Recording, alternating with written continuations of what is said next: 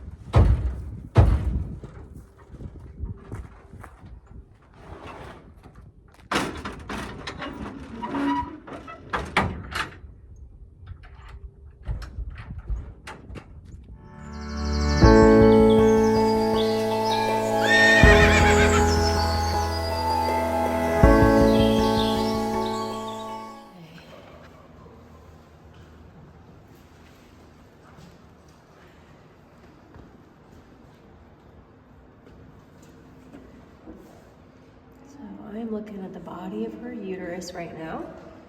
And she is coming into heat. See the areas of edema. Oh. I love Princess Jewel. All right, so see, we even have a little bit of fluid in the uterine body, but see all that edema going on? These big bubbles here, that's all of her uterine lining. That's all swollen, meaning that she is probably in raging heat. Let's go check out an ovary. She's a big girl, so I have got to use my stool here to follow this. Holy cannoli. Yep. Ooh, it's way in there. Oh, wow. About to run out of arm. I think my hair is in her poop. Okay. That's fine. Big girl. So yeah, she's got some big follicles here that she's growing.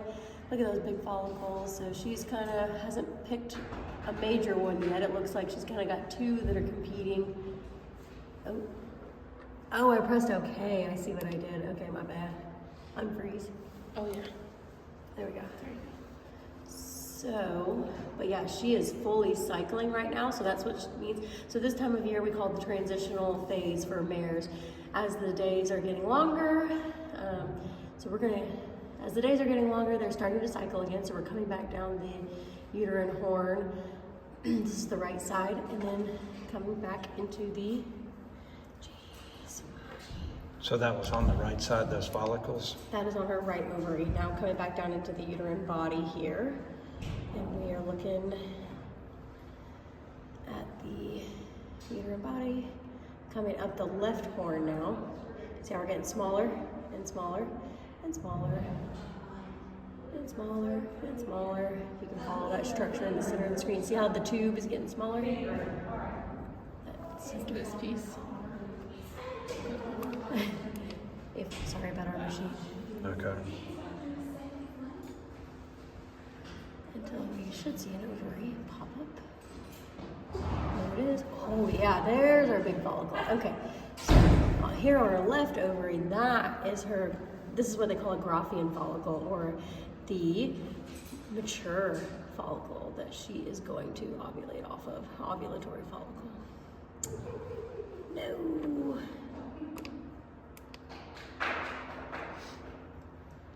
So, cruising around this ovary to check out. Look at how many follicles she has. Yep, she has shown cycling. So there's a bunch of little follicles. See all those little ones? And then there's that big guy right there. Ooh, look at that big black one. Yep. So she should ovulate pretty soon.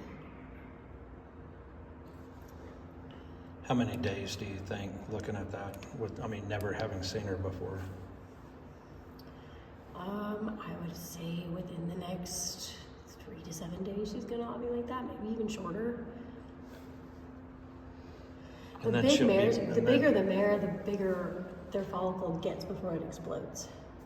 The smaller the mare, the smaller the follicle gets.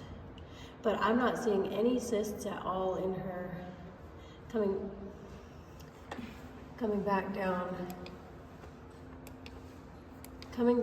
the left uterine horn. I'm not seeing any cysts in her uterus at all. I'm seeing a very normal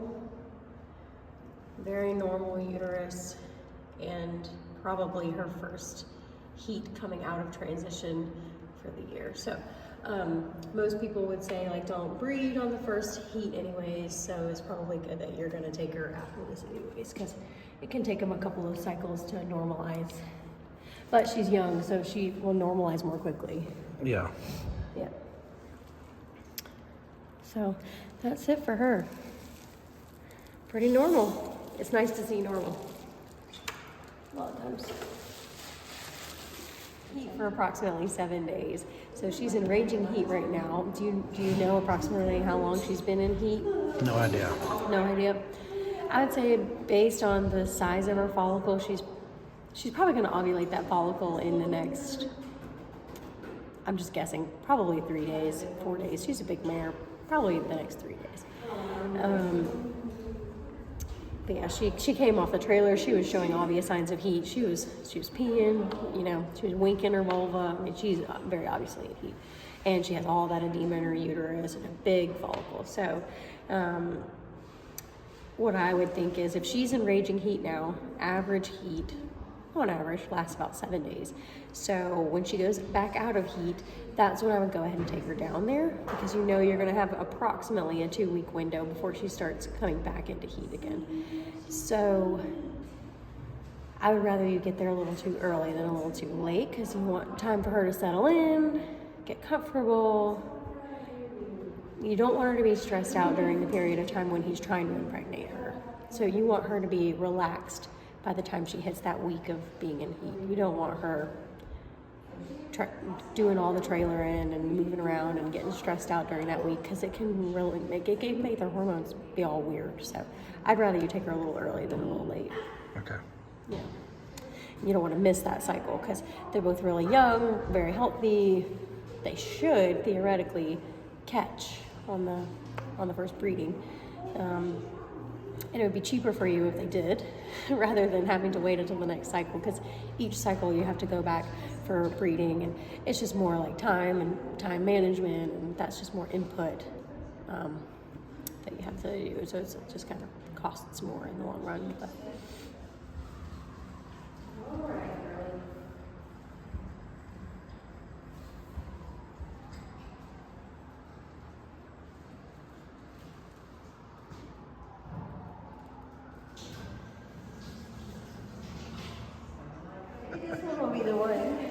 Yeah, Shelby's gonna say, David said that, and now you get kicked.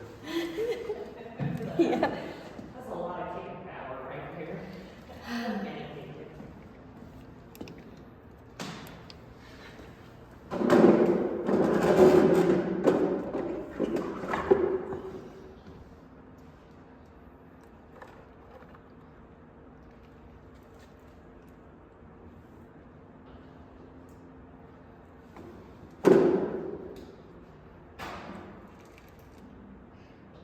You notice she has a smaller uterus than the other one? Can you tell? No, not yet. So here I'm in the body of the uterus again. The tube is smaller. Mm-hmm. So yeah, she's coming into heat as well. She's got a little bit of fluid in there, or she's in heat currently as well. What it looks like to me. Got a little bit of fluid in the uterine body there. Gosh, this thing is awful. Let's go check out the ovaries, shall we? Oh, okay, this is her right ovary. Nice. So we've got big follicles, multiple. Multiple medium ones, multiple smalls, and then one large one. That's a pretty big one.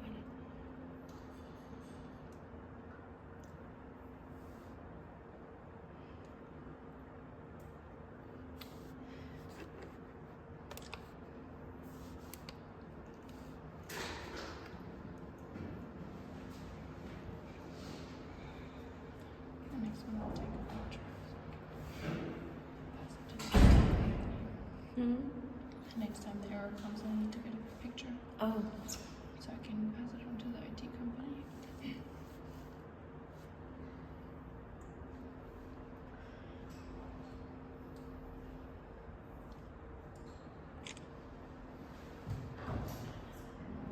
so far looks very normal.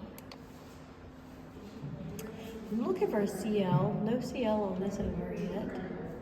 So she hasn't been cycling much, so she just came out of her little winter anestrus, coming back down the right horn, back into the uterine body here, crossing over to the left. And a CL is one that's already busted, right? Yes. Coming up the left side here. They look like they're about at the same state in their cycling, Yep. same time frame. Yep. Is that the same ovary? Left. This one's the left. She's got a piece of intestine around it. I'm trying to push it out of the way. This one's a little bit more transitional. So you notice how this one's not as big. The whole ovary is not as big or active looking. It's more of just like a bunch of small stuff going on in a way, and the whole size of the ovary is small. Right. So this one's still just kind of transitional. Oh my gosh.